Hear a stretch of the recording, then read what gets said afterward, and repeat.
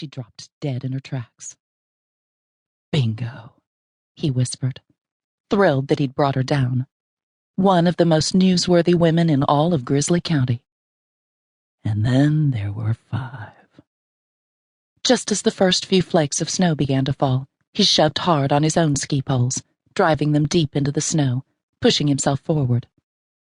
In easy, long strides, he took off through the trees, a phantom slicing a private path into the undergrowth deep within the Bitterroot Mountains. He'd lived here most of his life, and knew this back-hill country as well as his own name.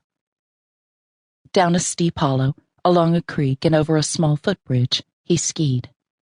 The air was crisp, snow falling more steadily, covering his tracks. He startled a rabbit a good 2 miles from the kill site, and it hopped away through icy brambles, disappearing into the wintry woods. Darkness was thick by the time he reached the wide spot in the road where he'd parked his van. All in all, he'd traveled 5 miles and was slightly out of breath. But his blood was on fire, adrenaline rushing through his veins, the thought of what he'd accomplished warming him from the inside out. How long he'd waited to see her fall. Stepping out of his skis, he carefully placed them inside the back of his van with his rifle, then tore off his white outer clothing. Ski mask, ski jacket, and winter camouflage pants, insulated against the stinging cold, were replaced quickly with thermal underwear, jeans, flannel shirt, padded jacket, and a Stetson, his usual wear. After locking the back of the van, he slid into the vehicle's freezing interior and fired up the engine. The old Ford started smoothly, and soon he was driving toward the main road, where he knew, because of the holidays and impending storm, traffic would be lighter than usual. Only a few hardy souls would be spending Christmas in this remote part of the wilderness, where electricity and running water were luxuries. Most of the cabins in this neck of the woods were bare-bones essentials for hunters, some without the basics of electricity or running water, so few people spent the holidays here. Which was perfect. At the county road, he turned uphill, heading to his own cabin, snow churning under the van's tires, spying only one set of headlights before he turned off again, and into the lane where the snow was piling in the ruts he'd made earlier. Yes, he should be safe here. He'd ditched this van for his Jeep, but not until he'd celebrated a little.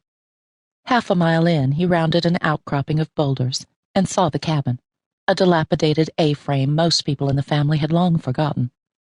It was dark, of course. He'd left it 2 hours earlier while there was still daylight. After pulling into a rustic garage, he killed the engine, then let out his breath. He'd made it. No one had seen. No one would know. Yet. Until the time was right.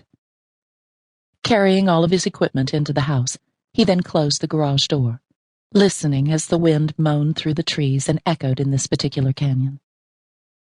In the light from his lantern, he hung his ski clothing on pegs near the door, cleaned his rifle, then again, as the cabin warmed, undressed. Once he was naked, he started his workout, stretching his muscles, silently counting, breaking a sweat to a routine he'd learned years ago in the Army. This austerity was in counterbalance to the good life he led, the one far from this tiny cabin. His routine worked, it kept him in shape, and he never let a day go by without the satisfaction of exercising as well as he had the day before. Only then did he clean himself with water cold enough to make him suck his breath in through his teeth. This, too, was part of the ritual, to remind him not to get too soft, to always excel, always push himself.